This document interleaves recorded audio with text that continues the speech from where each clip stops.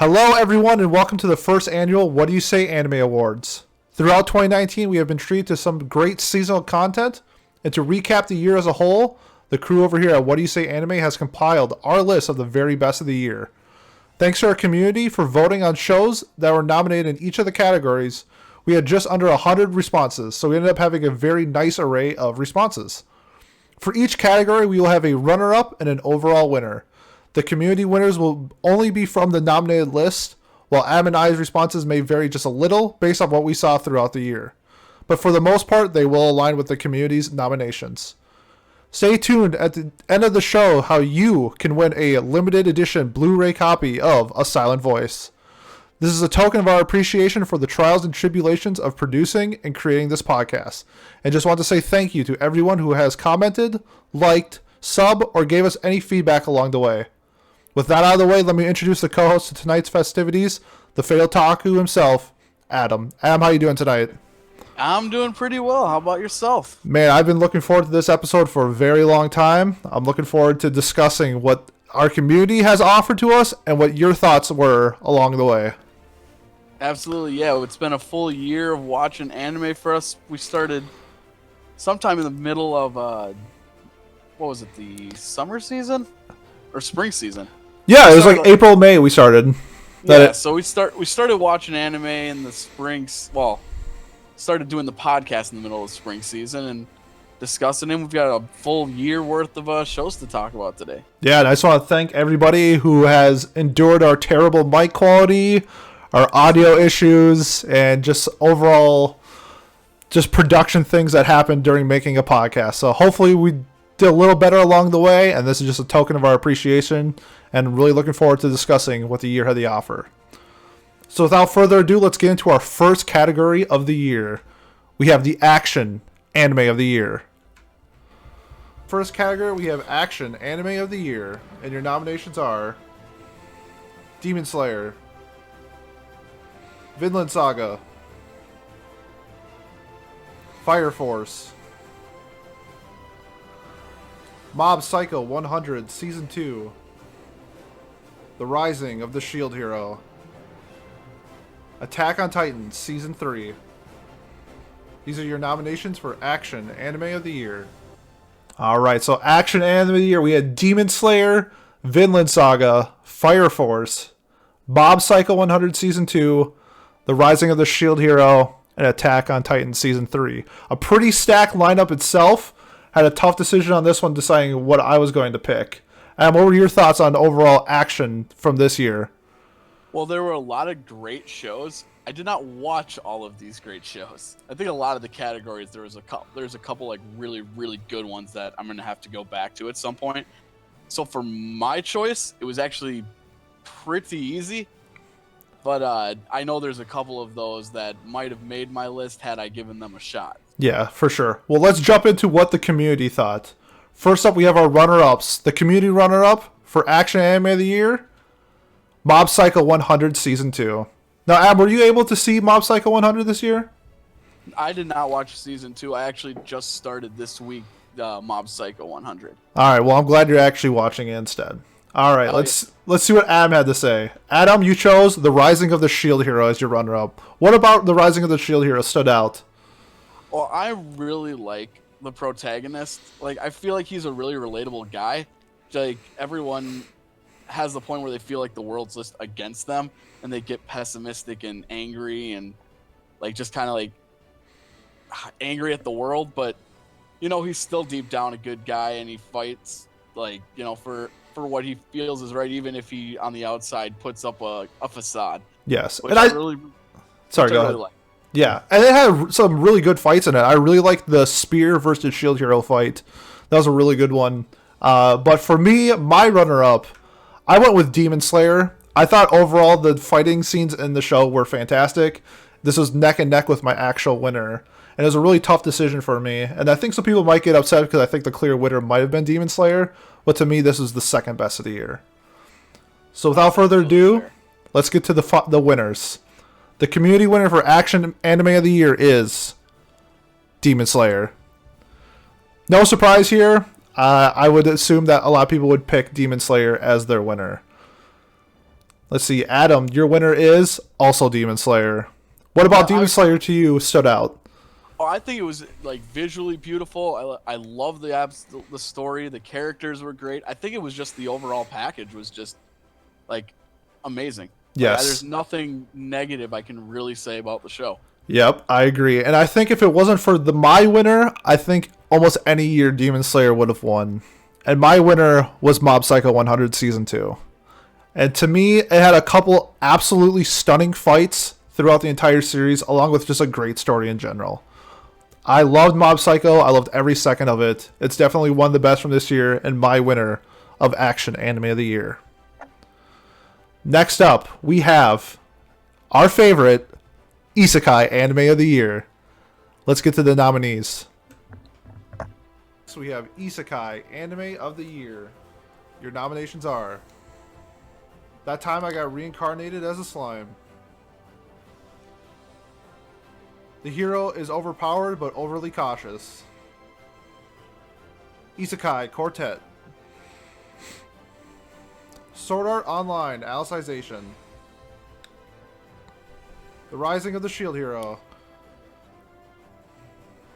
Ascendance of a Bookworm.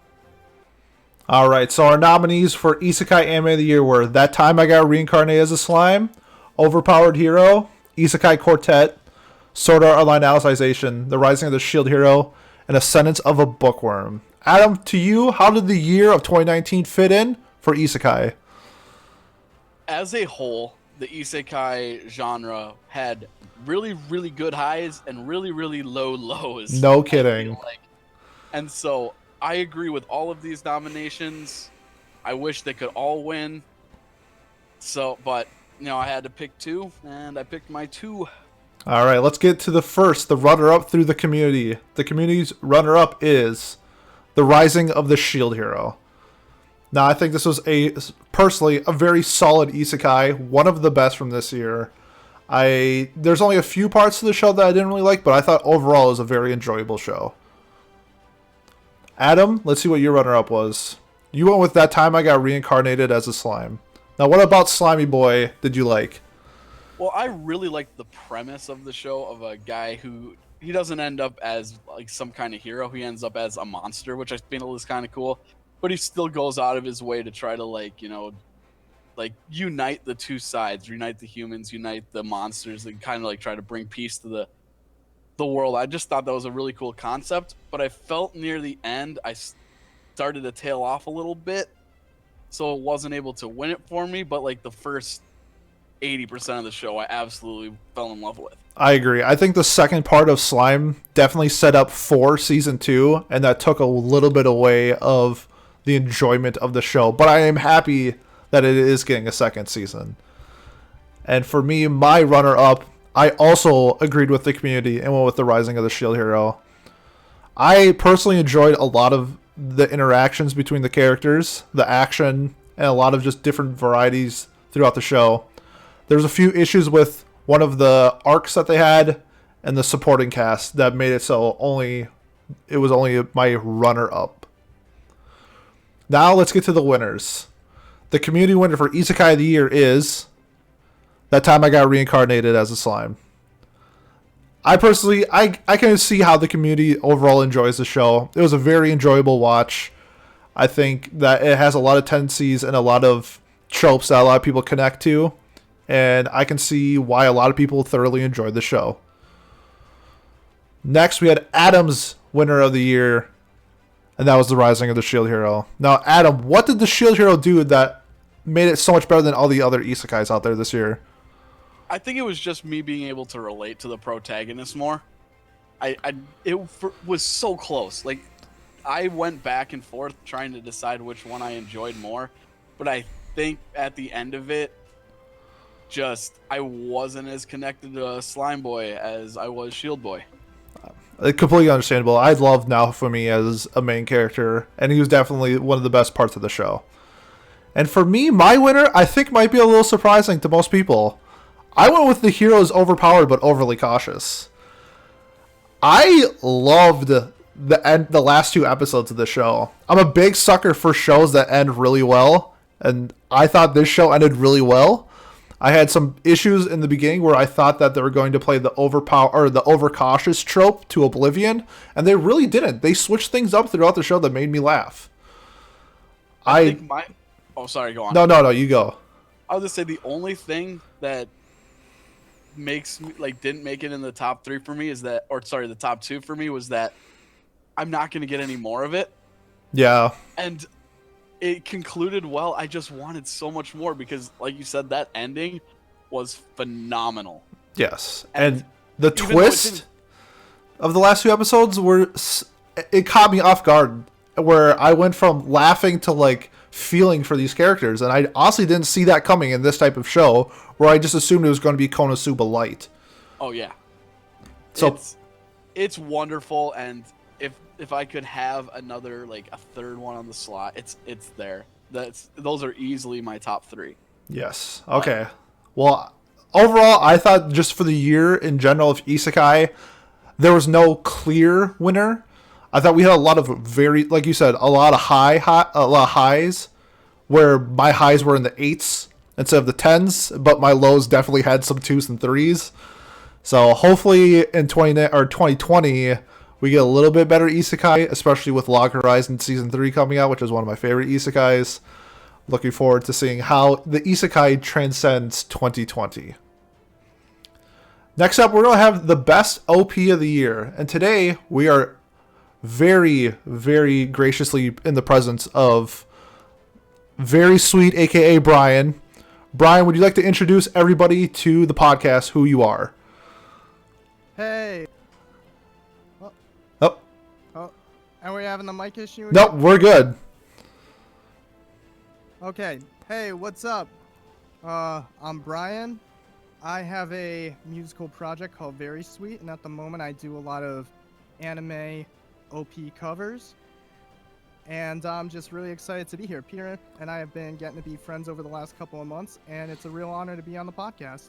Yes, and if you have listened to the podcast in the past, Brian's opening of Good Morning World from Dr. Stone was our opening for 3 or 4 months. It's one of the best anime covers I've ever listened to. I absolutely fell in love with it the first time I heard it, and I immediately messaged him. I was like, hey, can I use this as my podcast? I thought this was great, and then literally just bloomed from there. So really happy to meet Brian and watch his videos. I will be linking them in the descriptions below if you want to check out some sweet anime covers. But since since Brian has had experience covering some of the OPs from this year, he seems like it would be a great resource to add as a guest. So without further ado, let's get into the best OPs of the year. Woo. First up, we have the communities.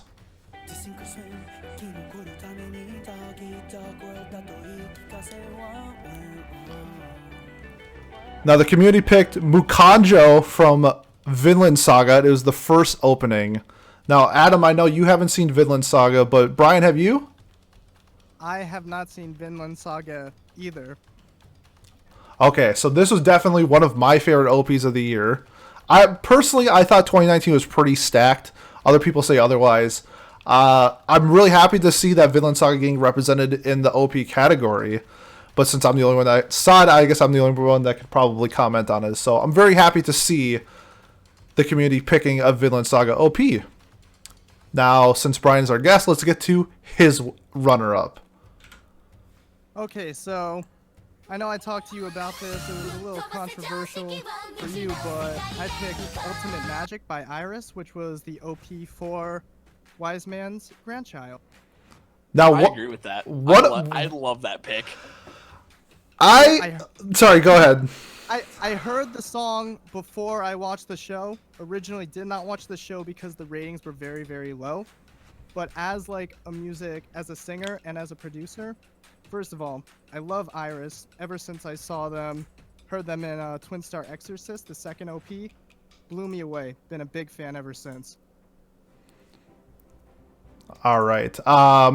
We see, this is the beauty of bringing in guests and having different opinions, because this was literally my worst OP of the year. So it's really funny how different people have different tastes on OPs, because it's very subjective.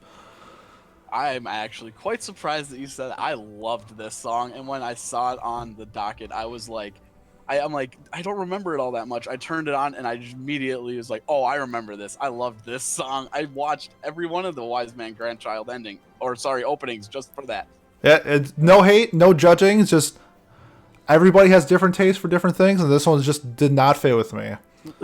I watched the show for the OP, so and I watched the entire thing. All right, so let's get to Adam's real quick. Mine is I feel like a lot of people enjoyed this one, but what is it, Garenge from Demon Slayer.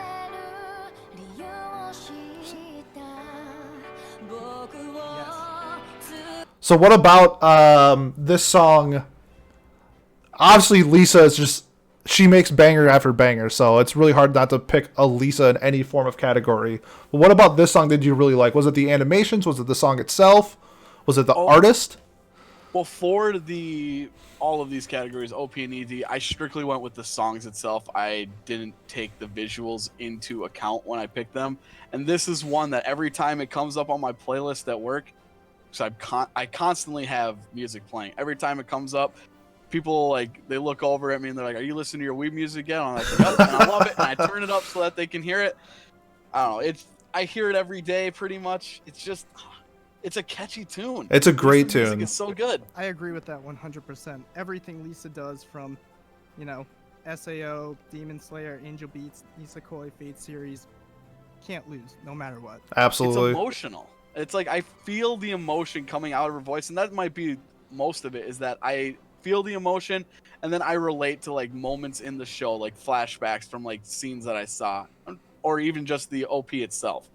It's just I don't know, it connected to me in a way that not every song or every OP or ED act normally does. For sure. All right, let's get to my runner-up real quick.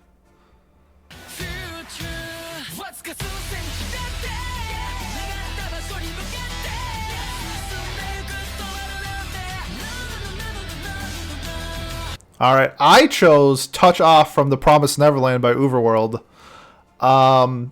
This was between this and my winner was literally, I'm not even joking, this was the hardest decision I had to pick. I had to go through my YouTube watch played or whatever to see how many times I listened to each song to pick which one I like the best, because I love everything about this and my winner so much.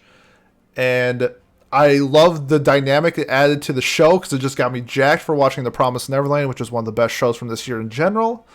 And everything about Touch Off, I thoroughly enjoyed. Now, did either of you two watch The Promised Neverland or have any thoughts about this OP in general? Man, that season of anime was a really weak, I did not watch a lot, and I did not watch Promised Neverland, so I don't have that connection. And when I listened to the song itself to see if it was cover material, I didn't connect with it. It wasn't my speed. It's a really great song, but it's not something I find myself listening to or jamming to regularly. For sure. Yeah, I enjoyed the song as a whole, but I also did not watch Promised Neverland, so I didn't have any connection to it. So I can't relate to being it getting me jacked or anything, but it was a good song. I enjoyed listening to it. I threw it onto my playlist, and I'll listen to it. For sure. All right, so those were our runner-up for OP. Now let's get to our winners. First up, the community winner.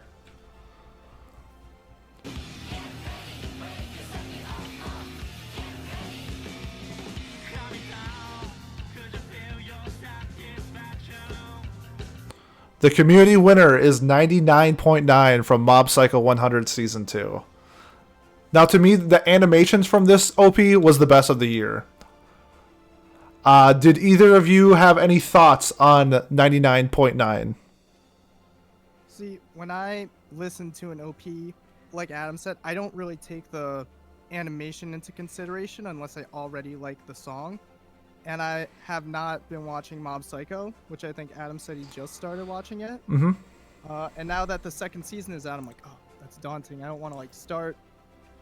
But it keeps going, so I'm like, I should get on it. But I was not a huge fan of that OP either. Okay, that's fair. Adam, any thoughts on 99.9?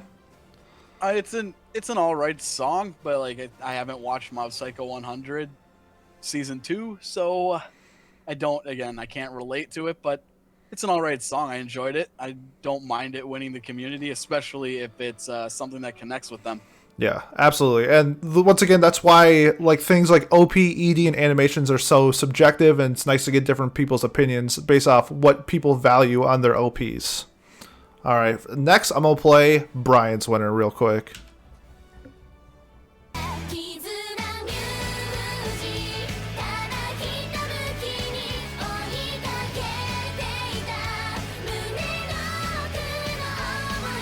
All right, Brian, you chose Kizuna music from a pretty low-key show, Bang Dream Season 2.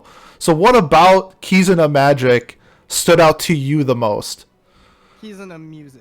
Music. What did I say, magic? You said magic. My bad. Ultimate Magic was my runner-up. Okay, my bad. It's all good. Well, for me, because I'm a musician and a producer, like a huge music nerd, watching this show because it was like a low-key show when it was first season, and by the time second season came around, I was super amped for it.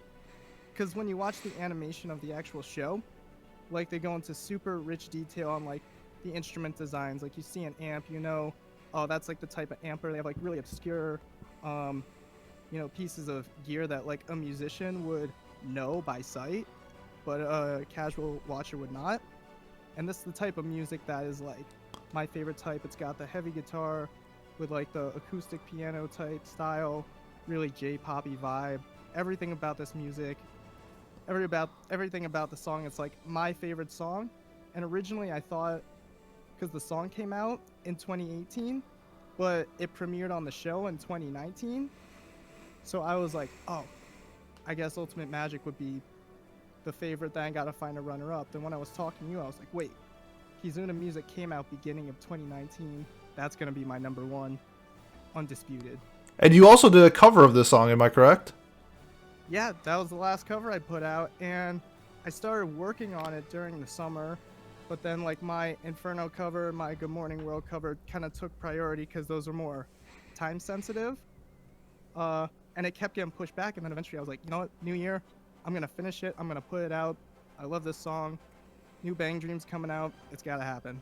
And you're the only person I know that watches Bang Dream. Would you personally recommend it to maybe non-music anime watchers? It's an interesting thing because the first season was regular animation. Second season they switched to more of a CGI thing, which I know some people don't like it, but I just love all the music stuff off it. And the songs themselves, it's like I watch K-On!, love the show K-On!, Of course. but I don't love all the songs like from the show, but I love the characters. Where this, it's like the music from this, because there's several bands, like I think maybe 5 different bands that get highlighted. Then they have the main one in Bang Dream, and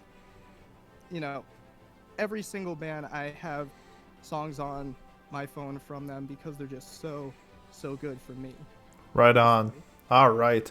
Well, without further ado, how about we get to Adam's winner?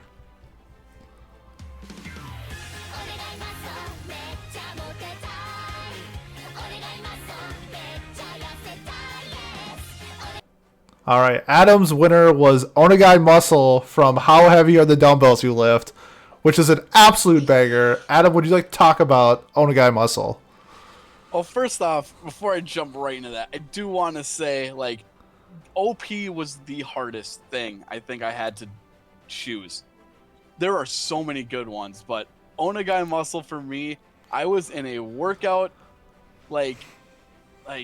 vibe when that show came out. It got me inspired to go to the gym, and that song, just like Gurenge from Demon Slayer, is one I listen to every day. Every time it pops on at work, I'm like, all right, I'm busting my butt for the next 5 minutes while this song plays, and just working my tail off because it gets me jacked to go out and work out, and it's silly but fun, and I don't know, I just love it. And everything about it. I like that it's sung by 2 of the characters in the show, Hibiki and Machio.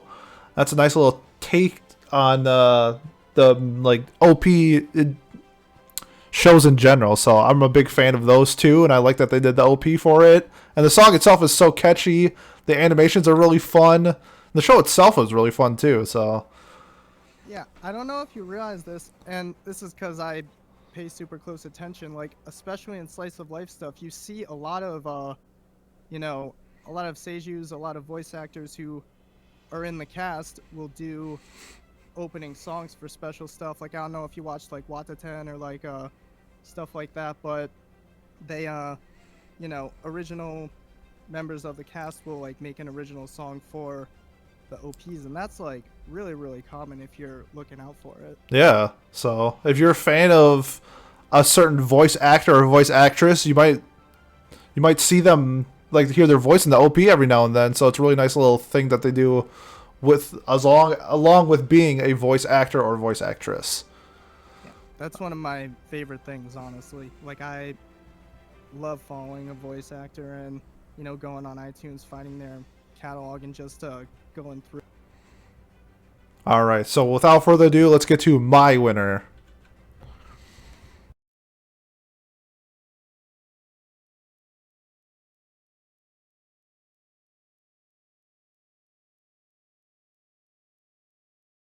All right, and in case people were wondering if they're listening to it, why we're only getting 10 seconds of each song, it's to avoid the YouTube copyright strike, so that way I don't get my video demonetized. I guess I don't get monetized anyway, but that's why it allows me to publish it. So I went with Inferno from Fire Force by Mrs. Green Apple. Everything about Inferno is... I absolutely love it. From the instrumentals to the voice range on the singer... to the animations of the OP, it definitely set the tone for the show itself. Even though I wasn't the biggest fan of Fire Force, I still like what it set yourself into for the show to, like when we're about to start watching it and then what we're about to get from it. So, how about Brian? I know you did a cover of Inferno, so what are your thoughts on Inferno? So when you posted your what the picks might be for your top OP, I purposely took it off of mine because I didn't want to have that overlap, but we didn't talk about it ahead of time. And I would have picked that because, again, like Iris, I'm a big fan of Mrs. Green Apple. I just found them on iTunes a few years back, and I love them. So when I saw Fire Force by the makers of Soul Eater, and Mrs. Green Apple was doing the OP for it, I was like, damn, I have to do a cover of this song. And the song was amazing. To this day, still holds up extremely well. Yeah, I honestly think it's one of my favorites of all time. I love it so much. Yeah, me too. They're a fantastic band. Song is fantastic. Show is fine. Yeah. Season 2 is better. Yes. Season 2 will heat up. Oh, I like that. Adam, do you have any thoughts on Inferno? I actually really like this song, having not watched Fire Force at all. I love this song. Yeah, it's one of those songs where you can, if anyone's a fan of anime, you turn this on and you start rocking out to the beats, you start rocking out to the vocals.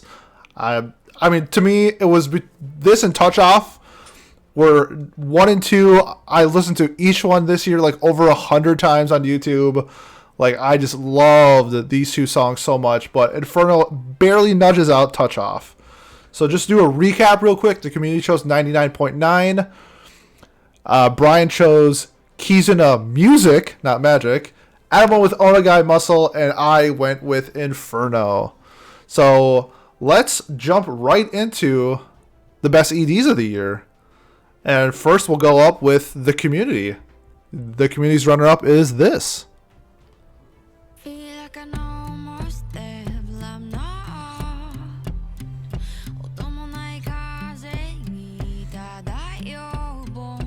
So the runner-up for the community was another Vinland Saga, and that was Drown, which I'm a little surprised it was Drown and not Torches. Torches is nominated for the Crunchyroll Best ED of the Year. So the community chose Drown. I was a little whoa. I'm surprised people like Drown more than Torches, but once again, I guess neither of you guys saw Vinland Saga. It's really different, and I could see why people chose this.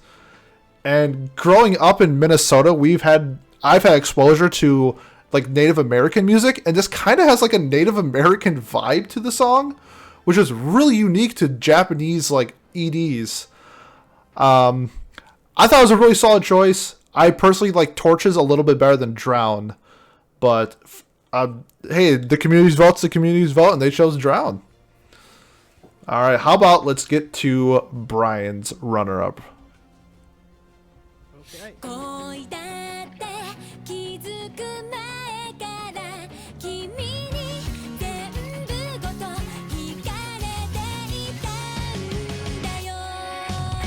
All right, Brian, you chose Love is a Miracle from Ao-chan Can't Study. So what about this song made it one of your top 2 of the year? I think the thing was I went through my playlist to see songs that I loved because I don't separate the OPs from the EDs, and there were really only 2 or 3 EDs on that list. Like, I'm a big OP guy. I like EDs, but there weren't a lot from this year that I really felt like I needed to listen to all the time. I agree with that this statement. This one and the one I picked for number 1, which I know you guys love. Yes. Those were like kind of the 2, and I almost picked the OP for Ao-chan for one of my tops because that OP is really amazing and unique as well. Yeah, and if anyone's looking for a short form anime to watch, Ao-chan Can't Study is a great show. It's hilarious. All right, how about let's get to Adam's runner-up.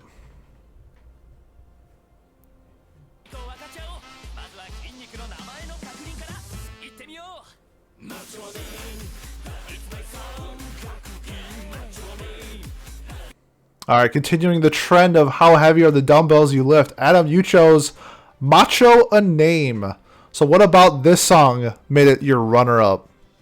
I know before I kind of commented I don't take visuals into it, but I make an exception to this. That's fine. Because I think it was so silly. I love the song. It didn't get me as jacked to go work out, but it was, I don't know, of all the EDs that I listened to this season, not a lot of them really stood out.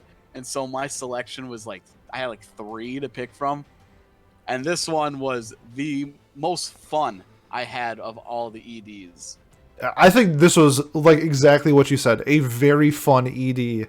I think a lot of times when people think of best OP, they think of like how well produced, how great the song is, the message and everything. But sometimes you just need to take a step back and have fun, which was kind of like my last year or 2018's like OP of the year was Shiny Days from Laid Back Camp, which was just like a fun, happy-go-lucky song. And this is just a fun, happy-go-lucky song. And for me, my runner-up for ED of the year, if you have listened to the podcast, it should be no surprise.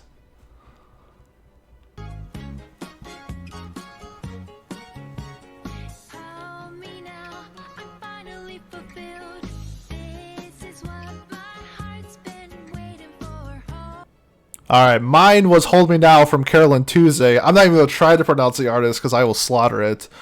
But I fell in love with not only this ED, but the majority of the music from Carolyn Tuesday itself. I don't think you saw Carolyn Tuesday, but Brian, did you see Carolyn Tuesday? You know what? It was that whole like Netflix jail thing. Yes. Because like I don't have a Netflix account. I use my parents' Netflix account. But so I didn't watch it. I plan on watching it, but I do agree that the music from it is fantastic. I have a lot to say about the music from that show, especially from the OPs and the EDs. For sure. All right, let's do a recap real quick. The community chose Drown from Vinland Saga.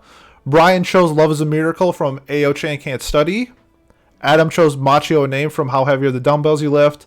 And I did Hold Me Now from Carolyn Tuesday. So, drum roll, let's get to the winners. First, the community winner for ED of the year.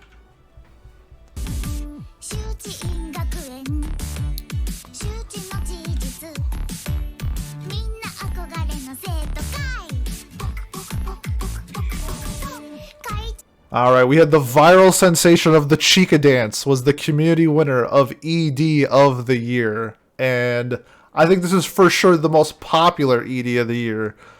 Brian, do you have any thoughts on the Chica Dance? Chica Dance is fantastic. I think I read somewhere that Kill Annie did, or someone from Kill Annie that either works or used to work there did the animation for, and that's why it's so stellar. The song is good, but the animation, like, if you weren't watching the dance with the song, you would probably think it was okay, but the dance makes the song. I could not agree more with that statement. Adam, do you have any thoughts on the Chica dance? Well, that's exactly what I was thinking too, and why it didn't make my list. And then when I saw that it was the winner, I'm like, that makes so much sense, and I didn't even consider throwing the visuals in at the time. And so it was just like, it's a song. Yeah, because this was only the ED for one episode of Love is War. Just so the third episode. Just the third episode. Never to be seen. But it totally made sense. Like, the moment I saw it on the list here, I was like, oh, I don't know if I messed up or if I'm going to hold tight to my guns, but I love that freaking dance, man. Oh, it's wonderful. And just the people covering it, whether it's the song or the dance, it definitely was you could call it a meme, you could call it a viral sensation, whatever you want, but the Chica dance definitely took over the anime scene for a little bit in 2019. It's great. Very deserving of the... All right, let's get to Brian's winner.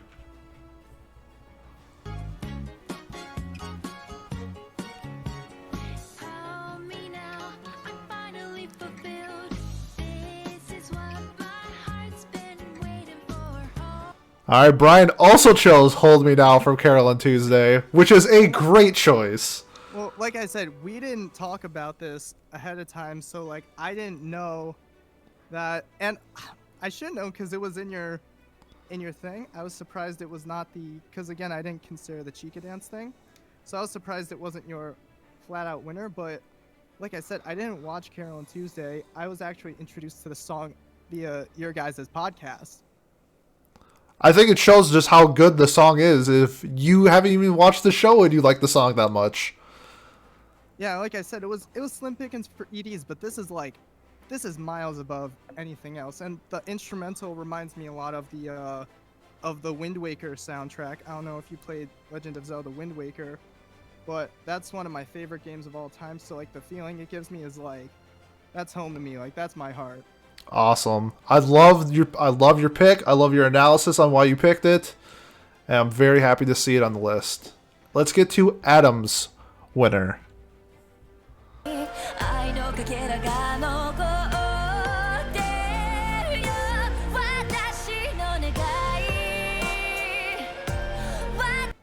Adam also picking another Lisa song, going with Unlasting from SAO War of the Underworld. So, Adam, what about Unlasting did you like?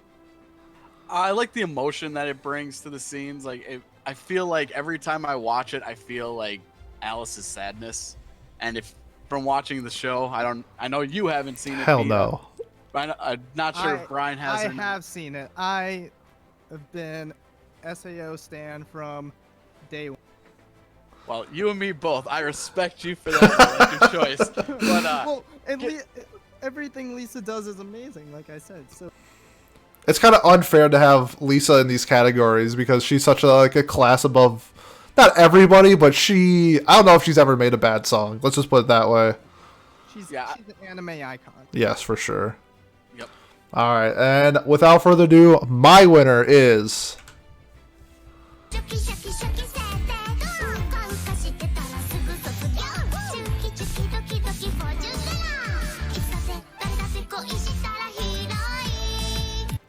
Of course, I also went with the Chica dance. For the animation, the song, Chica just being absolutely adorable in the entire song. To me, this was one of the most iconic EDs of all time. I think people are going to be talking about this for years to come. I'm not saying it's like Fly Me to the Moon from Evangelion, but it's definitely, with the animation along with the song, I think it's so iconic that it definitely deserves the best ED of 2019. Do you think, like, dance-wise and icon-wise, do you think it's on par with the Haruhi ED? No, that's so iconic. I mean, you never know, like, down the road, you never know to see, like, how this trends in a few years, where the Haruhi dance is still talked about since its beginning, since it launched, since it aired, where this is still only a few months old, so we will see if people still remember it down the road. But to me, in my eyes, I'm always going to picture the Chica dance as one of the most iconic EDs ever made. And it was only in one episode, like you said, so like it just had that one episode and people were hooked from that alone. You have to remember. I think that's another thing why it makes it iconic, of one episode ED and it's where it is now type of thing. So And it won feel like twice. it did. I feel like if it would have been in more episodes, we might see it make it to that point of the Hara Hara Yukai, but I just don't know if it's going to have. Well, we'll see if it will, obviously, but like I don't predict it's going to have the lasting impact. Like it's referenced in like League of Legends, the Hara Hara Yukai dance. Like we'll see if this one gets to the point where video games are referencing and other things. yeah, it's just another thing where this might be a terrible take. I might regret this 2 years down the road, but for right now, it's even after the show aired, it's still stuck in my head as one of the best EDs. So that's why I personally chose it as my favorite. It's a great choice. All right, so that wraps up our music segment. Brian, thank you very much for joining. You're our first guest on the podcast. Well, I guess technically my girlfriend was, but you're the first. You're the first non-related guest we've had on the show. So thank you very much for your input, for your choices, and I hope to see you like continuing giving input on the podcast and anime in general down the road. Well, I'll continue listening. I'll listen back to this. Thank you so much for having me on. I was excited for this for a really long time, and I'm excited to have done. And check out his music. I will be linking it in the comments below, so be sure to check out if you're a fan of anime covers and that type of stuff. Be sure to check out Brian's channel. Thank you once again. Thank you, Brian. Thank you, Peter. Thanks, Adam. All right, so now it's just back to me and Adam. And Adam, we are going to jump right into the drama anime of the year. Let's see our nominations. Your nominations are Domestic Girlfriend, The Promised Neverland, Beastars, Astra, Lost in Space, Run with the Wind, Carol and Tuesday. Alright, so from our nominees, we had Domestic Girlfriend, The Promised Neverland, Beastars, Astra, Lost in Space, Run with the Wind, and Carol and Tuesday. Personally, for me, I thought the drama category for 2019 was absolutely stacked. I had a really, not the hardest time, but I did have a really hard time picking a clear winner for this category. Adam, do you have any thoughts on the drama aspects of the 2019 anime seasons? It was stacked with shows I didn't watch. So, one of my picks is not even on this list. I only watched 3 shows that are even listed as dramas, and one show that you could call it a drama, but at least according to Mal is not a drama show. So my picking was very, very easy for this one. Okay, that's fair. A lot of shows on my backlog. Now, let's get to the runners-up, and personally, I was a little shocked by seeing this result, but the community runner-up, Domestic Girlfriend.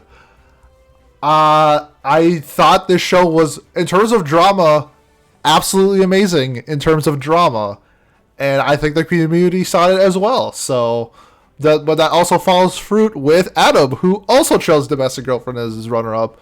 So, Adam, what about Domestic Girlfriend did you like? Oh, I love the spiciness of that show. Oh yeah, Like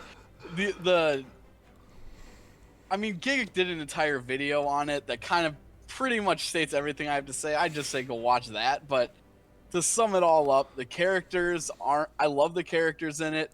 The spiciness level and the tension that gets developed while you're still kind of rooting for everybody to be happy when you know they can't. It's exactly what a drama is. And it definitely is spicy because, and it definitely grabs you because you're not the biggest manga reader, but you picked up this manga, didn't you? Yeah, I picked up this manga and binged it. That says something.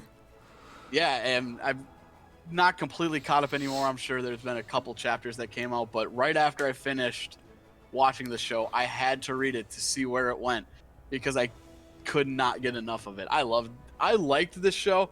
There's some dark things that are not dark things, but I guess like some things that could be turn people off. But for me, I had a real good time with it. No, for sure. I definitely had a very fun time with this show. I loved its trashiness. I loved its spiciness. And for me, my runner-up went to Beastars. This was a fantastic show. The drama elements that they had in it were top-notch. I think it was just underwatched because it was stuck in Netflix jail. I believe we are getting it at our North American Netflix in March. But everything about Beastars I loved. It's one of my top 5 shows of the year. I gave it a 10 out of 10. And that says a lot because this was my runner-up. And that's why I had a really hard time picking between my drama winners of the year. But let's get to the winners. For the community winner of Drama Anime of the Year, we had The Promised Neverland.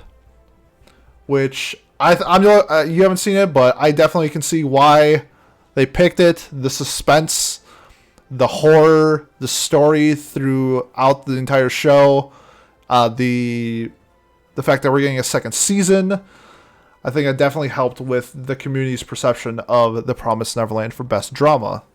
Adam's winner for Best Drama went to Fruits Basket. Now, Adam, tell me about why you chose Fruits Basket. So I'm going to admit that there's a big nostalgia play in this answer, but I loved the original Fruits Basket. And so when I saw that it was getting redone in 2019, I was like, I have to watch it. And I don't know if it stood up to what I remember from back then, but it was still, at least for me, a series I would recommend everyone go out and like give it a shot because I think it's adorable. I think it kind of falls more into the slice of life category, but because my pickings were so slim as it was, I have to give something that I consider a masterpiece I have to give it the nod, even if it is a remake. I mean, it definitely has its hardcore drama elements in the show. It's definitely, I think Mal considers it the slice of life, but it definitely has some serious undertone drama elements to the entire show. So I have no issues with it being your choice for Drama Anime of the Year. Yeah, Mel actually does have it listed as one of its other categories. Oh, do they? Drama, Okay. Which is why I put it on here, because originally I wasn't going to, but I'm like, does it fall? And it did. One of my other shows Mal didn't have on that list, and I don't remember which one it was now off the top. but that's what I was saying. Like my pickings were slim. So Sure. I was looking through stuff and was like, this isn't even listed as a drama, so I'm not gonna put it on there. So Understandable. Fruits Basket, I say, is a masterpiece that I think people should watch. If you're a fan of that drama slice of life type of stuff, absolutely. And my personal winner for Drama Anime of the Year was also The Promised Neverland. I agreed with the community.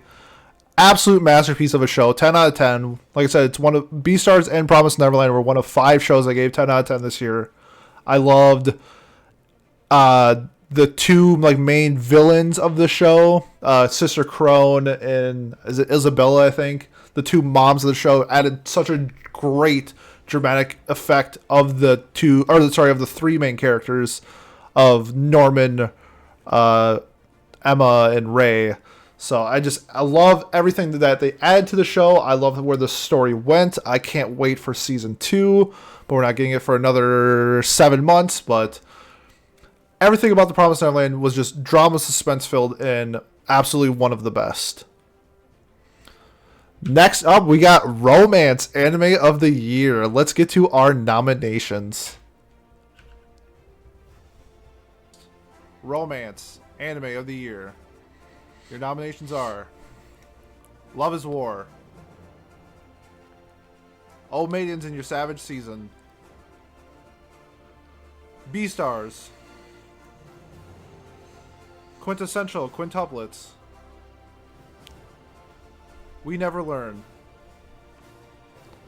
Orisuke. Alright, so we had Love is War, Oh Maidens in Your Savage Season, Beastars, Quintessential Quintuplets, we never learn in Orisuke. Adam, in terms of 2019, how did you view the romance scene in anime? I think it was good. Like, there wasn't, at least from the shows I watched, there wasn't one that I was like, for example, Toradora for me is one of my favorite animes of all time. It's my number 2. And it's an absolute masterpiece of romance. I don't think there's anything that lives up to that, but there are certainly really, really good romances in 2019. All right, so let's check out the community's runner-up for Romance and Anime of the Year. And they went with Beastars, which I am very happy because Mal does not list this as a romance, and I will fight to the death to declare that this is a romantic show. There are so many romance elements in the show. How people don't view it as a romance, it's crazy. Like before, one of the best of the year. Hopefully more people watch it when it's available on Netflix. But if you're a fan of like the heart, or I'd say a more mature romance style of show, check out Beastars. Adam, your runner-up was O Maidens in your Savage season. So what about O Maidens did you like? I think that series really just epitomized what it actually is like falling in love with people, and not just falling in love, but also like identifying the difference between love and lust and the drama and the emotion that comes with it that not a lot of shows really do. If there was any one show that I would say exemplified that emotion I got, like I said, with Toradora, this is the closest one for me. Yeah, this was a great show. And my runner-up, I went with Beastars as well. I love the mature aspects of it. I know this might be a little spoiler, but in terms of other romance shows where their romance definition is like a confession and nothing happens, and Beastars, it's a lot more mature because they have sex in the show, and they have love triangles. They have trying to understand your feelings throughout this club that they have, and so I just love the romance element of Beastars so much. And Lugosi is such a great character. He's the wolf in the picture. Just how you're trying to be like a socially awkward person, like essentially having a crush for the first time in his life, is relatable to a lot of people. So I definitely enjoyed this aspect of the romance side of animophoric animals and their journey throughout their club. And let's get to the winners. The community winner for Romance Anime of the Year is Love is War. Now, I loved Love is War. One of the best rom-coms I think ever made. I definitely think it's worthy of winning. Adam, did you see Love is War this year? I didn't. Okay. I think you would love it. I'm sure I would. It's, again, I have a long list of stuff to watch after these awards that I'm going to immediately when we're done. Yeah, this might be a little bit of a spoiler, but to me, this was more a comedy than a romance. Though it did have one of the best like romantic episodes from this year, for their fireworks episode, which I thought was absolutely brilliant. But to me, it was just more comedy than romance, but it definitely has the romance element to it. And let's get to Adam's winner. Adam, you went with Quintessential Quintuplets. Now, what about Quintessential Quintuplets made it the winner of Romance Anime of the Year? It's another one of those series that kind of just stuck with me when I was done watching it, where I had to read ahead and find out what was going on, to the point where it's now finished for not finished, but the reveal has been made in the manga. So anyone who's been keeping up with that knows how it ends. And it actually, when I was done reading it, made me want to go back and rewatch it and just kind of see if there was those little hints left there. I really liked a couple of the girls that I was rooting for. Not all of them I felt were exceptional, but for me, it was the most fun romance that I watched this year. Maidens was more real. This one was more fun. Yeah, and I'm not the biggest harem genre guy, but this is definitely such a fun, enjoyable watch. I think to me, why it wouldn't be on like my top 2 is that I just don't like harems. But this is one of the best I've ever seen, so I definitely give it props to it being not just a generic harem, And I think it's absolutely worthy of being on this list, and I think it's a great choice for you for your winner. And for me, my winner for Romance Anime of the Year was Omaze in Your Savage Season. I think it's one of the best romances ever made. I loved how it felt so real. It wasn't just like an anime, that these characters felt lifelike. They each had their own trials and tribulations of discovering who they are sexually, whether it's just like a vanilla type romance, or lust, or maybe I'm a lesbian. I don't know. You go through the puberty and all these hormones are coming through you at that time and age. I think it definitely expressed what it wanted, and I think its descriptions of each person's difficulties through their journey in sex was fantastic. I think it was like episode 11 or 12. It literally was like one bad episode, but other than that, I thought the show was absolutely genius. And that's, I think, we're probably thinking about the same section then, because that was that part that really took away from me. Not that it was bad per se, but it's stung home in a way that was maybe too real. Yep.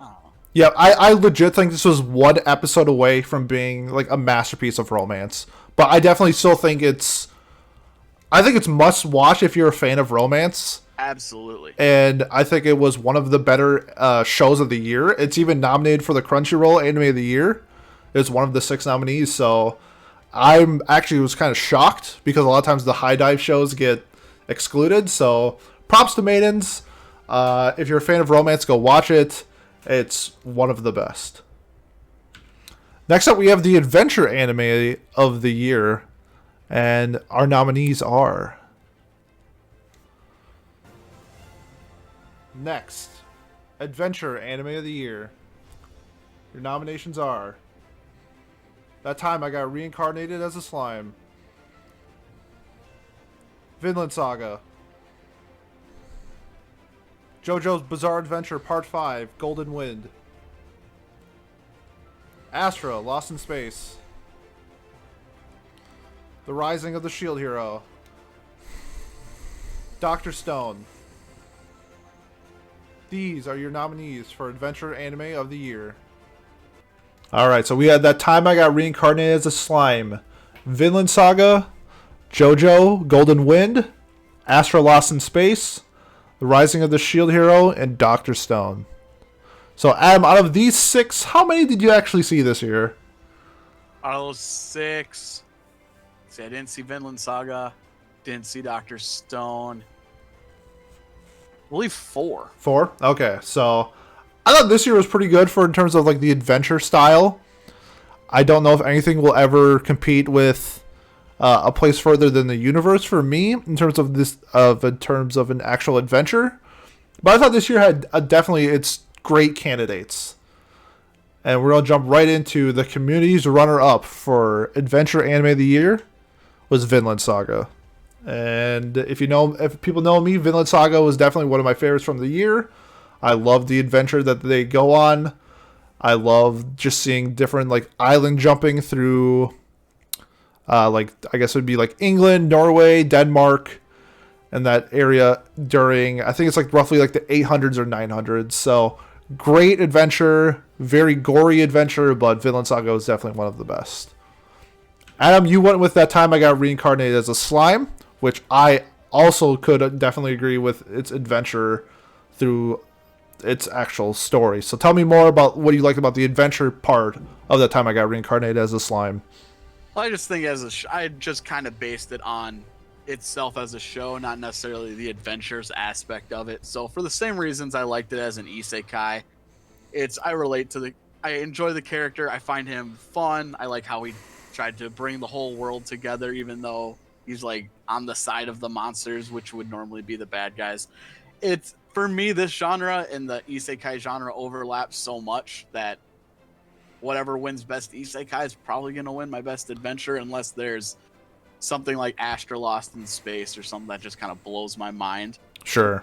Yeah, to me, the world building in Slime was one of the best, and I definitely was considering it. Spoiler alert, it's not my runner-up or winner. I went with my runner-up was also Vinland Saga. Just like I said before, the adventure between the island jumping was fantastic. I love the story. I love the characters. So without further ado, let's get to the winner. The community winner for Adventure Anime of the Year is Dr. Stone. Definitely can see why people chose Dr. Stone. It was a very easy and fun watch, very informative, very scientific, and the world building in that show was definitely top tier. Adam, you went with The Rising of the Shield Hero. So I'm assuming it's the same thing with like your Isekai logic.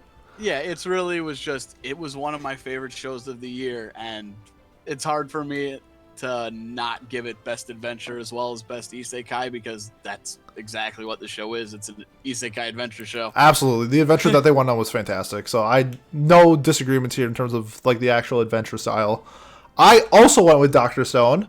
I thought the second core of the show was near perfection. The first half was I thought it was like really good. I thought the last 12 episodes were fantastic. Love the world building, love the characters, love like the adventures that they go on to get materials and everything like that. And I'm really looking forward to the Stone Wars, I believe. I don't know when we're getting it, but the next core of Dr. Stone. And hopefully they continue the trend from Shonen Jump and then just keep popping out content from all these Shonen Jump shows. Next up, we got the Comedy Anime of the Year. Let's get to our nominees. Next, we have Comedy Anime of the Year. Your nominations are Love is War,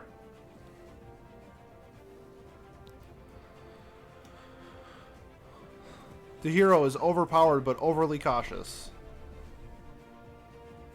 Isekai Quartet, Mob Psycho 100 Season 2, How Heavy Are the Dumbbells You Lift, Hitori Bochi.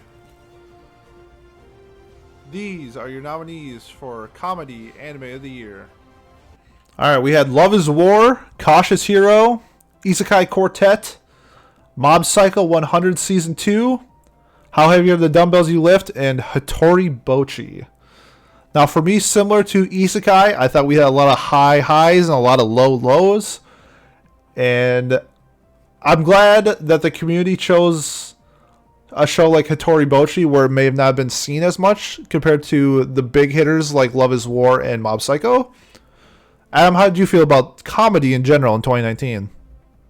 This is another one where I feel like I missed a lot of the big ones, but the ones I did watch, I had a blast with. So, like, I feel like comedy would have been really stacked if I had watched more of them. All right, let's get to our runner-up. First, the community runner-up for Comedy Anime of the Year went to Mob Psycho 100 Season 2. I mean, Mob is a hilarious show in general. I thought Season 2 was a little bit more action than it was comedy, even though it did have its fantastic comedy elements to it. And spoiler, it's not going to be in my top 2, even though I love this show with a passion. But to me, it was just a little bit more action-paced than comedic, but it definitely had its comedic effect. So absolutely love everything about Mob Psycho 100. All right, Adam, you had Isekai Quartet. So what about Isekai Quartet made it your runner-up? So I love all of the shows that Isekai Quartet like brings in. I love the characters from most of the shows that it brings in. I don't know how I feel about Tanya so much, but with all those characters in such a silly comedic school scene and the way they interact and like, I don't know, their interactions are just amazing. It's something you kind of just have to, if you've seen these shows, sit down and watch, and they'll make you bust the gut. Yeah, it had one of my favorite bits from this year with Kazuma and Subaru. I legit tears running down my face laughing from their harem conversation that they had was absolutely amazing. And Isekai Quartet Season 2 is just as good, if not better, than Season 1. So if you're a seasonal watcher, check out the second season of Isekai Quartet. My runner-up went to Hitori Bochi, which I loved Hitori Bochi so much. It's just a fantastic story of a girl just trying to do her best with the comings of her friends and the situations that they get into. Kind of like a more mild like Nishijo, but just like a fantastic show of cute girls doing funny things. Let's get to our winners. The community winner for comedy anime of the year is Love is War. And I definitely can see why. The show was, from start to end, fantastic, hilarious. The volleyball little episode that they had was one of the funniest overall episodes in comedy this year. Loved everything about Love is War. Adam, you went with How Heavy Are the Dumbbells You Lift. So what about it made it stand out to be the funniest anime of the year? Hibiki, pretty much. Yeah. Like, I relate to her so much. It's just funny seeing someone who they have that she wants to, so premise of the show, wants to lose weight, but she can't stop eating, and she keeps, like, every time there's like a setback, she like feels absolutely like terrible about it and dejected, but then she like fills that void by eating more. It's like, and then just you have the other characters like Machio, who's just a riot when it's like anything that a pun or just the word like a muscle type gets said, all of a sudden he gets fixated on and can't stop flexing. Yep. The references to like characters are Arnold Schwarzenegger that they bring in, who isn't Arnold Schwarzenegger. It's like Barnold. Yeah, Snartzenegger. Yeah, something like that. Yeah, something weird like that, where it's like, no, I'm not that guy. How dare you think I am that guy? Miss me with that like, that copyright. Yeah. Yeah, they just do a really good job of taking something that's not fun and making it fun. Yeah, just a thoroughly enjoyable show. And my winner for anime, was it comedy anime of the year? There we go. Sorry, I have mind blank real quick. Was Love is War as well. Just a fantastic show in general. Loved everything about the show. The characters are so funny. The volleyball episode was literally like one of my favorite comedy episodes of all time. So big fan of Love is War. I'm glad to see the community also voted for it, and to me in general it was just wonderful. Next up, we have Slice of Life Anime of the Year. Let's get to our nominations. Next, we have Slice of Life Anime of the Year. Your nominees are Fruits Basket, My Roommate is a Cat, Beastars, Helpful Fox Senko-san, How Heavy Are the Dumbbells You Lift, Hitori Bochi. These are your nominees for Slice of Life Anime of the Year. Alright, our nominees, we had Fruits Basket, My Roommate is a Cat, Beastars, Helpful Fox Senko-san, How Heavy Are the Dumbbells You Lift, and Hitori Bochi. Now, in terms of Slice of Life for 2019, I thought it was absolutely stacked. I loved so many of these Slice of Life shows. Adam, what were your thoughts? I watched half of these shows. Okay. Helpful Fox, Fruits Basket, and How Heavy Are the Dumbbells You Lift, which were my Slice of Lives, were definitely my top three, but two of them stood out more than the other one. So it was a pretty easy decision for me on this one. All right, let's get right into the community runner-up. The community runner-up for Slice of Life Anime of the Year went to Beastars. And I definitely agree. The Slice of Life elements that they enjoyed in the show were fantastic. Can't say more enough about how much I love Beastars. So props to the community for continuing to vote for Beastars. It's definitely one of the best. Adam, you went with Fruits Baskets. So what made this not your winner? Let's do that.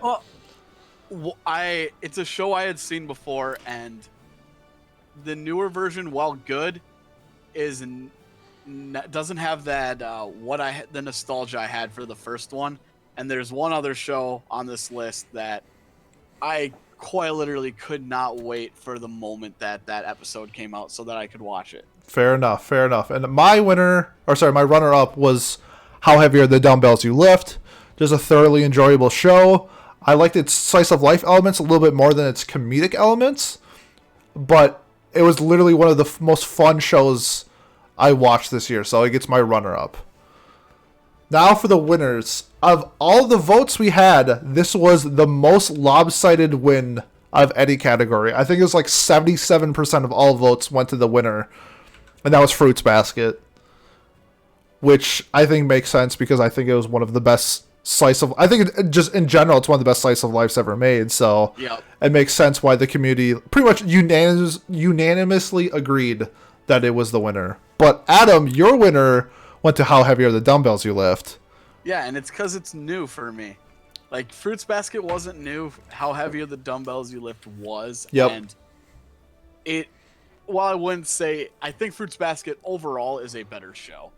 Like, not everyone's going to love How Heavy Are the Dumbbells You Lift, regardless of how funny and how, like, inspiring it can be at times, how great the music is. It's not going to be...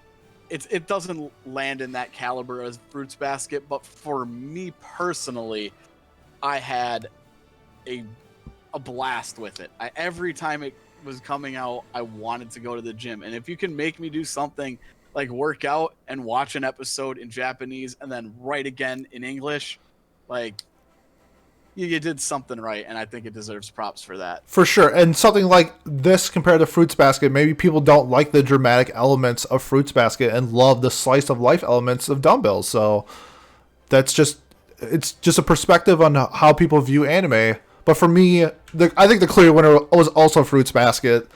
I thought it was, man, the last like 10 episodes were unbelievable. I think the show is just a delight. I'm really looking forward to the second season. I hope that, like I said before in like previous episodes, the rumor is that Fruits Basket is getting 63 episodes. So it's hopefully going to cover all of the manga. So I know we're getting a second season, so I'm just looking forward to watching more of this wonderful show. Next up, we have the biggest disappointment of the year. Let's see our nominees. Next, we have the biggest disappointment, not worst, anime of the year. Your nominees are Seven Deadly Sins Season 3, One Punch Man Season 2, Kakaguri Season 2, Fairygon, A Certain Magical Index Season 3, Food Wars Season 4. These are your nominees for biggest disappointment of the year. Alright, so disappointment anime of the year, we had Seven Deadly Sins Season 3, One Punch Man Season 2, Kakaguri Season 2, Fairygon, A Certain Magical Index Season 3, and Food Wars Season 4. So personally, I saw all of these except for Index because I dropped Season 1 of Index because I thought that show was terrible. But this year had a lot of disappointments. I don't really know what else to say. Adam, do you have any words before jumping into the winners? Well, just pretty much when it comes to disappointments, the thing that I try to remember looking into it is it has to have a expectation that's let down. So a couple of the shows that, at least on this list, I didn't go into with high hopes for. Either I didn't enjoy the first season, like, or second season, like for you, Index Season 1, I wasn't a big fan of the second season. But, or others. So basically, yeah, you have to have like that fall off a drop in quality. And Yep. so like that's really where my answers come in, or my choices come into it. For sure. All right, let's get into the community's runner-up for biggest disappointment. They went with the Seven Deadly Sins Season 3, which is not a surprise. They switched studios to Studio Dean, and then Studio Dean started third-partying the artwork, so not even Studio Dean is doing all of the artwork, and it shows. Personally, I put this show on hold after about 3 episodes. The quality it's not officially dropped yet, but the quality is just so poor compared to the other 2 seasons. I mean, yeah, it's hideous at Yeah. times. It's unacceptable at times, and I think like I have pretty much more to say on that later. Sure. Adam, your runner-up was One Punch Man Season 2, so I don't really have to ask this. I mean, this is a pretty like like, I don't know, open-ended question, but I guess what about this season was disappointing? Well, I mean, it's really hard to live up to the first season of One Punch Man. It was so great. I have my workout shirt for those who haven't seen, like, on Twitter and stuff. The shirt that I wear is a One Punch Man Fitness Club shirt. I liked One Punch Man, but season 2, it was boring. The animation wasn't as good. It didn't focus on our main characters. Like, I don't know. It just it wasn't up to the greatness that I had expected from One Punch Man. Yeah, it's pretty hard to live up to the expectation of one of the best shows of the decade. Yeah. And I believe they also switched studios, so just trying to recap and trying to reimagine what a previous studio did is really hard to do, especially when it's one of the best ever. So yeah, it's a 10. It's like, for me, it was like a 9 or a 10 show dropping to like a 6. Yep. Or a 5. It's just like, it's not unwatchable and like, it's not shit, but it's passable, and when that's just not what I wanted from. That's One exactly Punch what Man. it is. It's a passable show from one of the all-time greatest shows of all time. So really hard to just have such high expectations and just be disappointed. And my runner-up for biggest disappointment was also Seven Deadly Sins. I just couldn't stand the animations. It was so poor. And Studio Dean they're not the best studio, but they're not that bad. And the fact that they're outsourcing production for the show definitely shows. And it's just a real big disappointment from the last arc from season... What was it? I guess it's technically season 2 or 3, but you know what I'm talking about. Into this season. Just such a big drop that it was a big disappointment to me. And then let's go to the winners. For the community, biggest disappointment of the year, the community went with One Punch Man Season 2. Not really a surprise. I think it's one of those things where it just had so much expectations and didn't live up to it. Adam, your biggest disappointment of the year went to Seven Deadly Sins. Yeah, and so for me, it really came down to one of these shows you can watch. The other one, I think, is unwatchable at times. It's so bad. When you have people posting pictures on like the internet and people are laughing like, "Hey, it looks like a child drew that," like and that was something you made people pay for. Yeah. Like that makes me angry that happened to a show. Wow, One Punch Man, it doesn't live up to the greatness that was the first season, but it's still a passable show, and that was really just the difference for me. For sure. And I mean, it was my runner-up, so like I also was just severely disappointed by it. But my winner for biggest disappointment went to Fairygon. And Fairygon was the PA original. They could have done so much that they want with it. And they bombed so hard. Like I said before, it's an original by PA Works, which is a fantastic company or studio. They've made fantastic work. And how did they screw up this? Originally was going to be a 24 episodic show. And the first 12 episodes were so bad, they stopped. And stopped making the next one so they could essentially make a second season so they could have more time working on the last 12 episodes. So I think it's kind of like an Arifueta thing where like it was normally planned for 24 episodes. It was so bad that then they cut it down to 12 so they can work on the next 12. And they know it's bad. And just the expectation of PA Works is so high for me that they made this like absolute atrocity. Just to me, just definitely made it stand out to be the biggest disappointment of the year. All right, so now we got the disappointment out of the way. Let's move into a fantastic and fun category, and that's Best Girl. Let's see what nominees we had. Next, we have Best Girl of the Year. Your nominees are Nezuko Kamado, Demon Slayer; Raphtalia, The Rising of the Shield Hero; Kaguya Shinomiya, Love is War; Chika Fujiwara, Love is War; Maki Oze, Fire Force. Shinobu Kochu, Demon Slayer. Sakura Hibiki, how heavy are the dumbbells you lift? Hitori Bochi. Fumino Furuashi, We Never Learn. Miku Nakano, Quintessential Quintuplets. These are your nominees for Best Girl of the Year.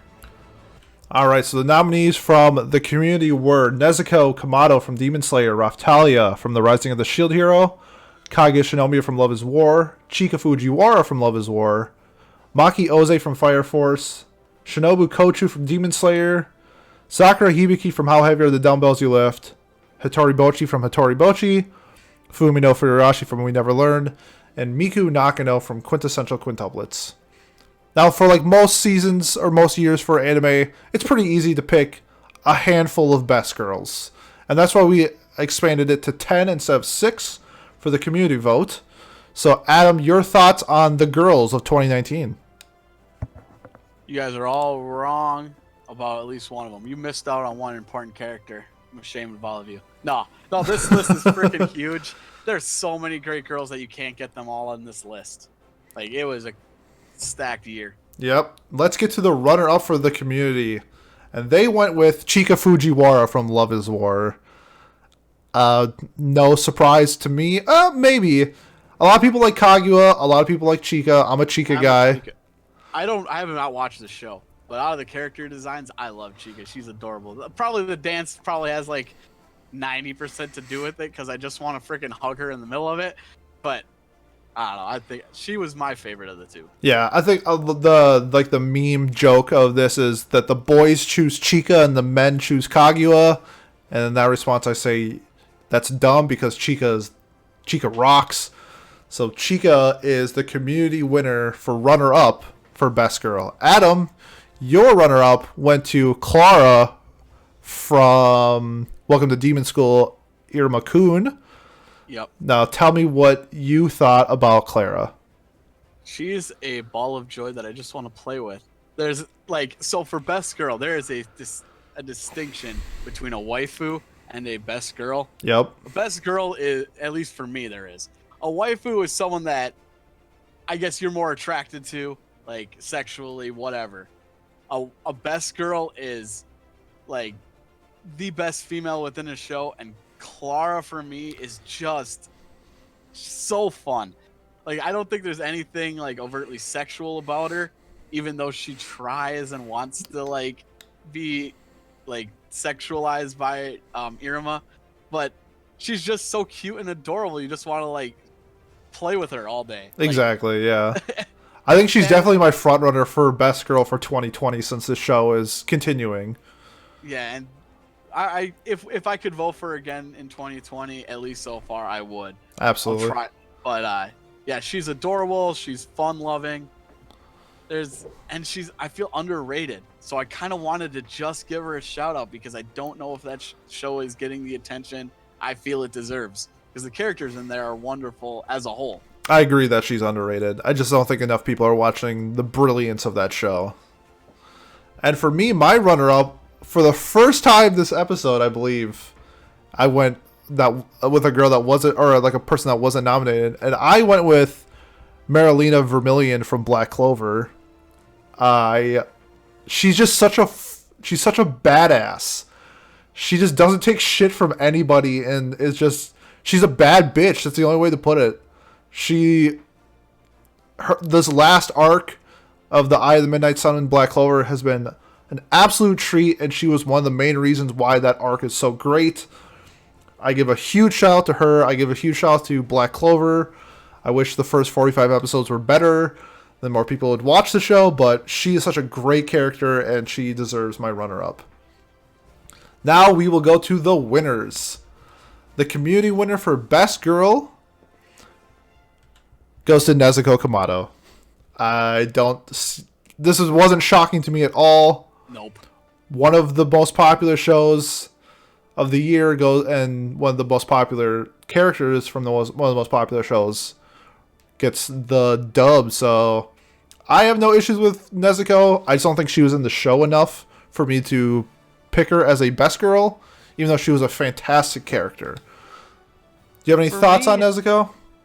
Oh, I love her as a character. I think she's adorable. I think her her silly faces, her transformations are cute.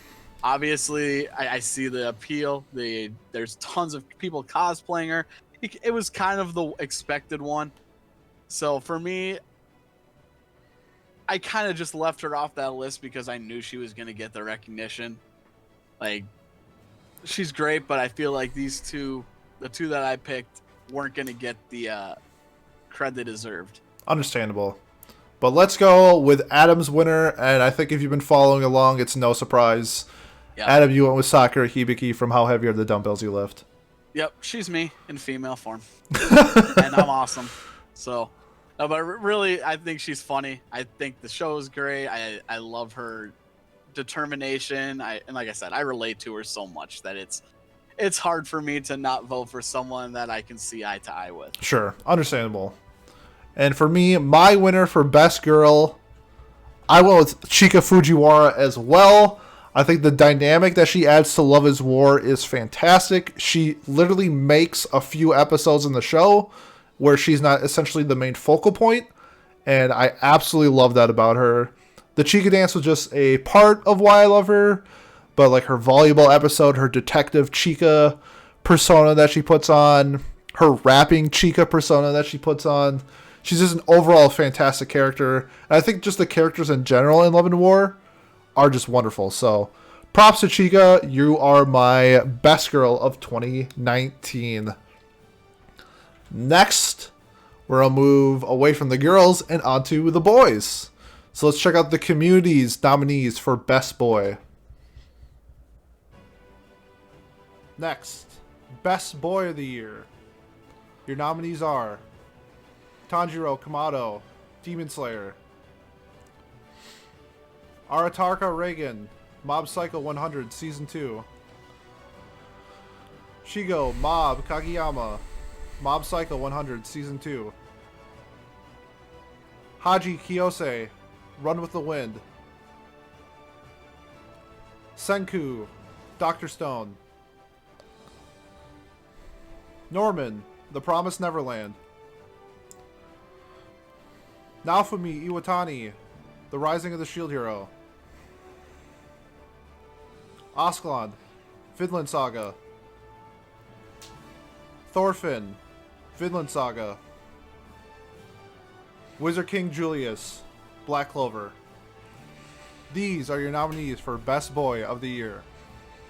Alright, so the nominees, we had Tanjiro from Demon Slayer, Reagan from Mob Psycho, Mob from Mob Psycho, Haji Kiyose from Run with the Wind, Senku from Dr. Stone, Norman from The Promised Neverland, Naofumi from The Rising of the Shield Hero, Askeladd from Vinland Saga, Thorfinn from Vinland Saga, and Wizard King Julius.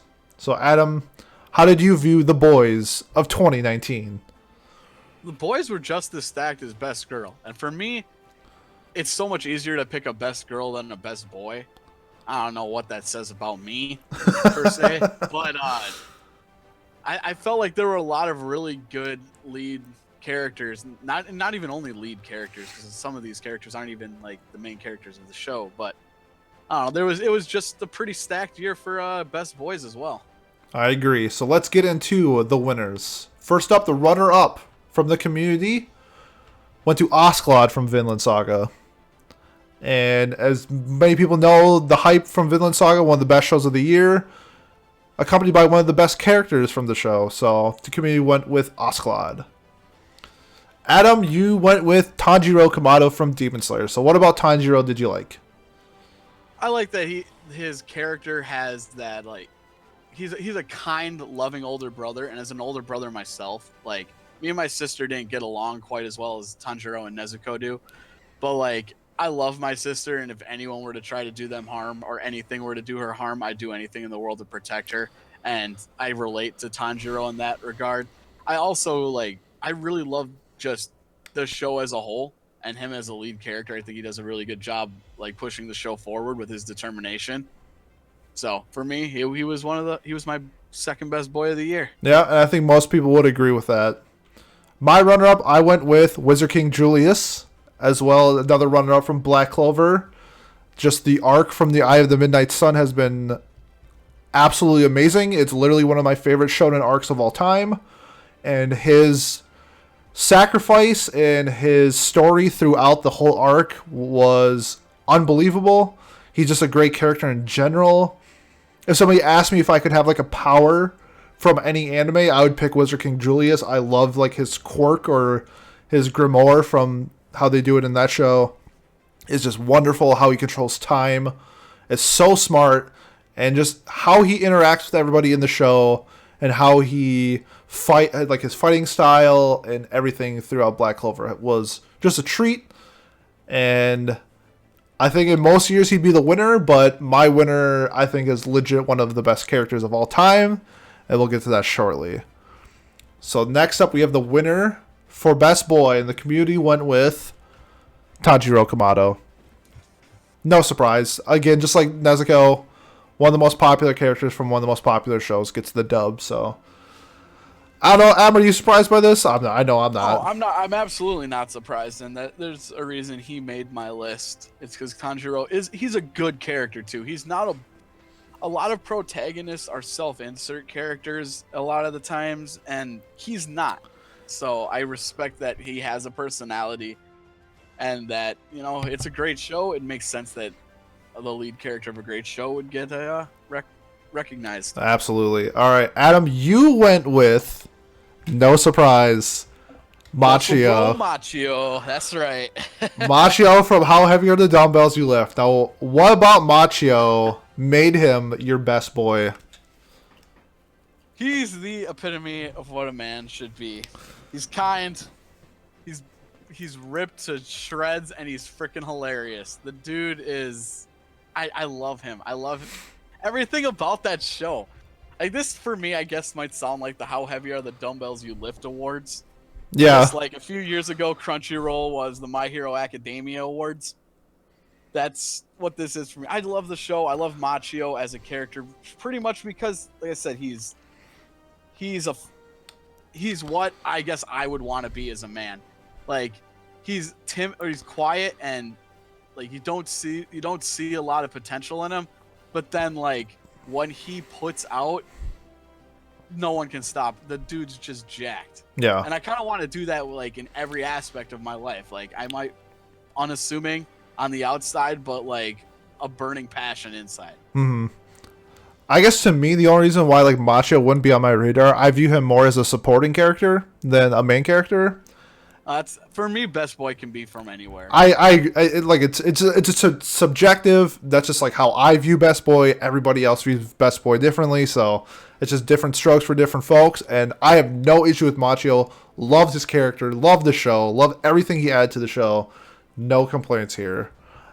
My winner for Best Boy of 2019 is Osclad from Vinland Saga. I think he may be my favorite character ever. Everything about Osclad in Vinland Saga was amazing.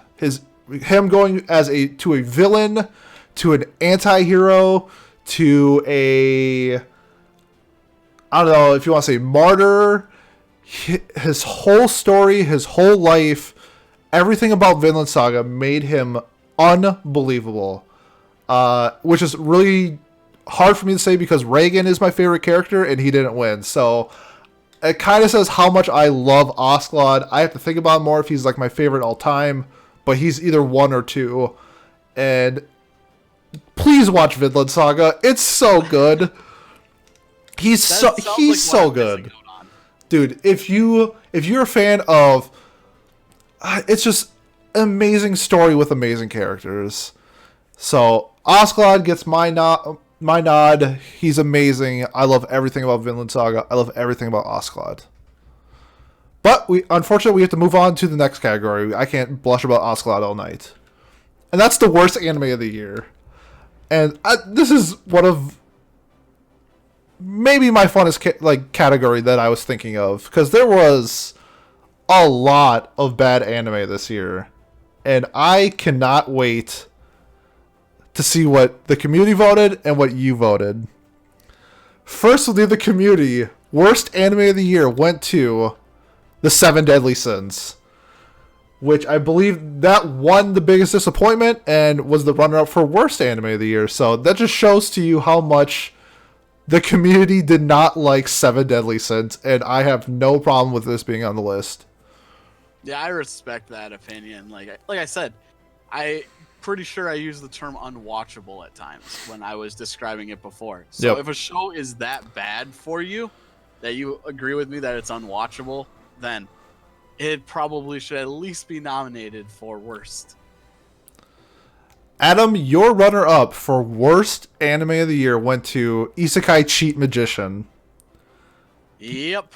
So there were that season, or that like Isekai block from that area there was some really average and bad shows in there. Yes. And Wise Man's Grandchild, I felt like was this show, but done better. So this show for me was just like, if I can't even enjoy it as much as a show I think I gave a 6, then I dropped it, I think, after like the 3rd episode. I'm like, I just can't do it. There's nothing here that I need to see. Adam, funny you say that, because my runner-up for worst anime of the year was Wise Man's Grandchild. Like you said, that Isekai block that we had, what was that, spring of 2019? It might have been summer. Was just awful. I hated everything about Wise Man's Grandchild. I hated the OP, which immediately set the tone for the show. I know different strokes for different folks, but I hated the main character. There's like a scene where like the girl's going to the bathroom and then the bidet hits her. Was one of the worst scenes I've ever seen in anime. I hated everything about this show, and which says a lot because it's not even my worst anime of the year. But that whole block was just trash. Okay, so let's get to the winners of worst anime of the year. And I was a lot surprised by the community's vote for worst anime of the year. And that was Fairy Gone. Oh, wow. I know. I was shocked. You haven't seen it, but I tend to lean it's one of the worst animes from this year. I had it as my biggest disappointment. It's just one of those things where it had so much hype and so much potential, and they just threw it in the garbage. And so, like, I can't argue. I'm just shocked that many people voted for Fairy Gone. I like go back and double check and make sure I counted the votes right. I was like, Fairy Gone, really? But yeah, the community went with Fairy Gone. Adam, your worst anime of 2019 was Demon Lord Retry. Yep. So that was the same time period from the other shows we were talking about. That one was for all the reasons you said you hated Wise Man's Grandchild, that was this one for me. I didn't like the OP. I didn't like the characters. I in fact found some of the characters to be like so off-putting that they weren't even just bland. I just strictly hated them. There was like some princess fucking character in there. Oh my god. It was another one that I had to drop because it was making me angry that I was wasting my time with it. This is also in consideration for me for one of the worst animes of the year. I also hated everything about this. The only reason why I didn't pick this over Wise Man Grandchild. Wise Man Grandchild, I lasted 3 episodes. Demon Lord Retry, I lasted 4. So props to Demon Lord Retry for barely being a terrible or better show than Wise Man's Grandchild. But to branch off like what you said from runner up, and also for this winner, my worst anime of the year was, no surprise if you listen to the podcast, was Ari Fureta. The worst fight in anime history. I only say that because the show was made in 2019. There's no excuse for you to have a high production show look like the fights were made on MS Paint. The edgelord main character was just a terrible, terrible character. How he literally changes who he is as a person in about 4 seconds. Just because he got his arm ripped off. And I hated the lolly vampire. and I dropped it before the Rabbit Girl got introduced, but I saw like YouTube clips, and my God, is she a terrible character? They literally added her so it would be a harem, and add more ecchi and fan service to it, and just it's all these like elements that the show did not need. The Hydra fight was literally one of the worst scenes I've ever seen in anime history. I couldn't stand it. And it lasted 2 episodes. And if you don't know what I'm talking about, you should at least like YouTube the fight and see exactly what I'm talking about. So Ari Frueta, from Commonplace to World's Strongest, you are my worst anime of the year. I expected that from you, and I went back this weekend and watched all of it. And I dropped it as well after the 3rd episode when I originally set out and watched it. I hated everything you hated with that show. And by the end, I enjoyed the damn show. You are kicked off the podcast. You are banned from. I'm not saying it's a good show. I think it's still like a 4. You're Isekai trash. I've already admitted I'm Isekai trash. All those things you said they didn't need were all the things that made that show bearable. Ugh. Like the lolly vampire. Like I don't like her as a character in any way. But I feel like of all the characters that the harem that he develops throughout this series, she is by far the best choice for that piece of crap guy. They go to the point to at least be like, yo, I love her. I'm like, well, you did that faster than like 99% of every other anime protagonist out there. I'll give you that, man. The bunny, she is terrible. I don't like the bunny. I do like the mermaid girl, though. The mermaid child is freaking cute as shit. Well, I didn't make it that far because the show is garbage. The fight scenes still are deplorable. I love when he actually gets back and starts seeing his classmates and starts acting like a total tool, and they all start calling him out for it, including his teacher. Like, what the fuck happened to you, you piece of shit? And he gets gritty. He fucking murders one of the students with a freaking gun to the head. It's great. Like, it dives so far into the it's so bad it becomes good territory for me. If there's a character that I hate more than Kirito, that says a lot about the show. And this dude is Kirito on crack. That's definitely a good comparison. It's Kirito on crack. I just hate edgelord main characters. I guess for me, I don't hate them. This show, again, not a good show. The animations are continue throughout the show with that stupid CGI crap, but by the end, it falls into that it's so bad I'm laughing and having a good time with this show now. I guess maybe the next time you text me, I'm just gonna ignore that because I don't know what to think of you right now. All right, well, let's get away from the negative and how about the positives? And we will end our show with anime of the year.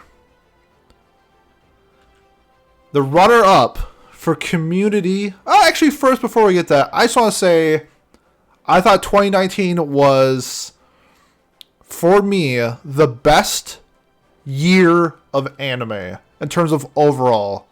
I scored 5 shows a 10 out of 10. Before that, I think my highest was like 2 or 3. I think it was a lot of, other than Isekai, I think we had a top tier show for each category. And I'm very happy with 2019.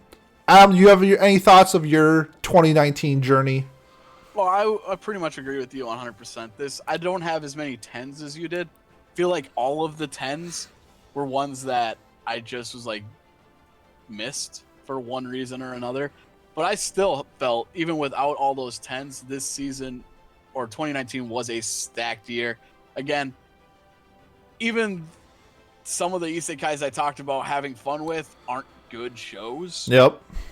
So, like, there are really bottom of the bottom dumpster fires in 2019 as well, but you're going to get that every year. It just unfortunate that happened in all in one genre, it felt like. All right. So let's see what the community thought of 2019. Your community 2019 runner-up anime of the year goes to Mob Psycho 100 Season 2. And I also agree with this. It was one of my 10 out of 10 shows. No complaints. It's one of Mob Psycho in general is in my top 10 of all time, and could not agree more. Adam, your runner-up for anime of the year goes to The Rising of the Shield Hero. Now, what about Rising of the Shield Hero stood out from all the other shows of 2019? First, it was like one of my favorite shows of my favorite genres. Like, I love Isekai. I love action. Like we said, I'm Isekai trash. Yep. So I love the genres as it is, but I love Naofumi. I love Raftalia. I love Philo. I love the adventure they go on. I like the arcs they go through.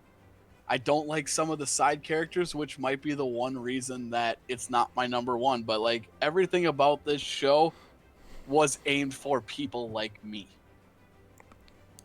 Could not agree more with that statement. And for me, like I said before, 10 out of 10 shows, but for really, I had top two shows that entered in my top 10 of all time. And I went back and forth for 6 weeks probably about was number one and number two. So my runner-up for anime of the year is Vinland Saga. I think it's an absolute masterpiece. The story, the characters, the music, the action. I think Wit Studio did an amazing job on this. All I know is I want more. And I believe that if you're a fan of like the seinen genre, you will love Vinland Saga. But unfortunately, it gets my runner-up. Now, to the anime of the year winner from the community goes to Vinland Saga. And I 100% agree. It was neck and neck with my winner. I cannot say more good things about Vinland Saga, so check it out. There's a reason why it's nominated for Anime of the Year in like every single person's Anime of the Year. Adam, your winner for Anime of the Year goes to Demon Slayer. Tell me about Demon Slayer and why it was your number one choice. So, first watching the show, the animations are, especially with like the sword techniques, I think are freaking beautiful. Like that change in art style they did. So that's one thing that stuck out to me. The music is great. And like we said during the character sections, great. They have great characters. But most of all, it kind of gave me a nostalgic feel of watching anime back in the 90s that I haven't had in a long time. Yep. Demon Slayer, though very, very different in some regards, reminds me a lot of Inuyasha, which was one of my favorite shows growing up. And so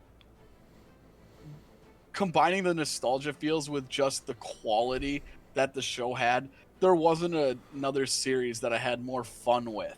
As much as I loved Shield Hero and as many like awards as I gave to how heavy are the dumbbells you lift, I feel like this stands out above all of those as an entire package. For sure. I'm actually kind of surprised you didn't have dumbbells at least in your runner-up.